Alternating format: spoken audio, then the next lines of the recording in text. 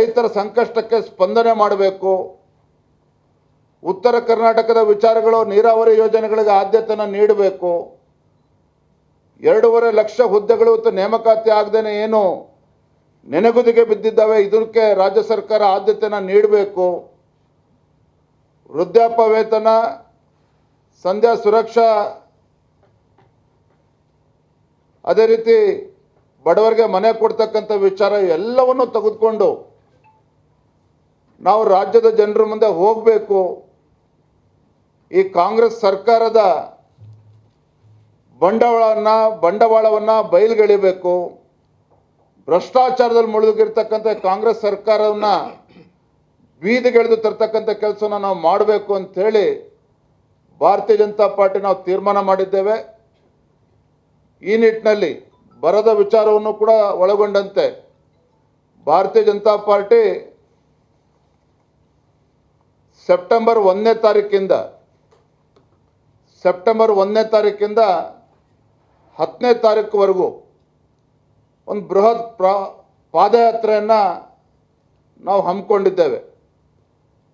1ನೇ ತಾರೀಕು ರಾಯಚೂರು ಜಿಲ್ಲೆಯಿಂದ ಪ್ರಾರಂಭ ಆಗ್ತಕ್ಕಂಥ ನಮ್ಮ ಈ ಪಾದಯಾತ್ರೆ ಬಳ್ಳಾರಿನಲ್ಲಿ ಸಮಾರೋಪ ಆಗ್ತದೆ.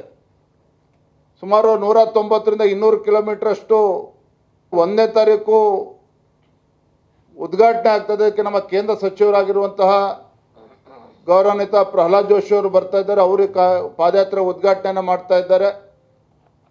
ಸಮಾರೋಪಕ್ಕೆ ಕೇಂದ್ರ ಸಚಿವರುಗಳು ಕೂಡ ಬರ್ತಾರೆ. ಅದೇ ರೀತಿ ನಿನ್ನೆ ದಿನ ನಾನು ವಿಪಕ್ಷ ನಾಯಕರು ಮಾನ್ಯ HD ಕುಮಾರಸ್ವಾಮಿ ಅವ್ರಿಗೂ ಕೂಡ ಮಾತನಾಡಿದ್ದೇವೆ.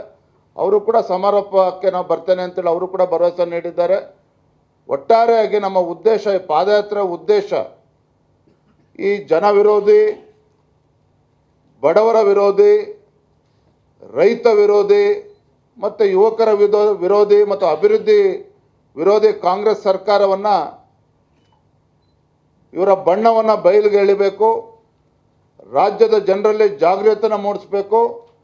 ಭ್ರಷ್ಟ ಸಚಿವರನ್ನು ಕೈ ಬಿಡಬೇಕು. ಎಲ್ಲ ವಿಚಾರಗಳನ್ನು ತೆಗೆದುಕೊಂಡು ನಾವು ಸೆಪ್ಟೆಂಬರ್ 1ನೇ ತಾರೀಕಿಂದ 10 ದಿನಗಳ ಕಾಲ ಪಾದಯಾತ್ರೆಯನ್ನು ಮಾಡಬೇಕು ಅಂತೇಳಿ ಈಗಾಗಲೇ ನಿರ್ಧಾರವನ್ನು ಮಾಡಿದ್ದೇವೆ.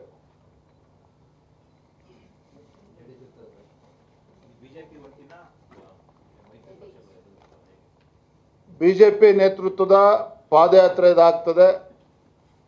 ನಾಗಲೇ ಹೇಳಿದಾಗೆ ಮಾನ್ಯ ಕುಮಾರಸ್ವಾಮಿ ಅವ್ರಿಗೂ ಕೂಡ ನಾವು ಮಾತನಾಡಿದ್ದೇವೆ. ಅವರು ಕೂಡ ಇದಕ್ಕೆ ಸಂಪೂರ್ಣ ಬೆಂಬಲವನ್ನು ನೀಡ್ತಾರೆ.